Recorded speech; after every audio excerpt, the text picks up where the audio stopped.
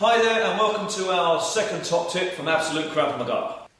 Okay, here we go with our second top tip. So most people when they walk down the street in an everyday environment will be either looking at a phone, listening to an MP3 player and generally not really taking much notice of what's happening in or around the area they're walking through.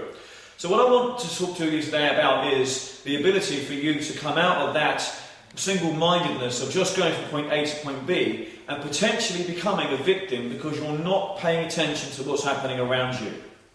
Okay, so this is what generally happens to people when they're walking down the street. They are walking down the road, they've got their hands in their pockets, they're paying no attention to what's actually happening around them, and suddenly somebody has walked up and is in their face. So the person's walked in, he's in my face, and what I need to try and do now is create distance because I can't see what's going on. And of course at this point I am now this person's victim. I need to retake the initiative and take control of the situation before the situation becomes uncontrollable for me. So what I'll do now is I'll just back off to this point here with my hands totally facing towards him, my fingers pointing up to the sky.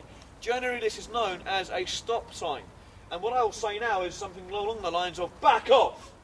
And I'll try to use my body language and my forceful language to control this person before it becomes a much more violent situation. Okay, so there we go with our second top tip from Absolute Krav Maga. Always be aware of what's going on around you. Always pay attention to who's coming towards you. And if need be, create distance and make sure you can get home safely without having to use any of the tips or any of the techniques that we teach you. As Krav Maga is actually a last form of self-defense, and before that got to that point you could quite easily have stopped it had you been confident enough.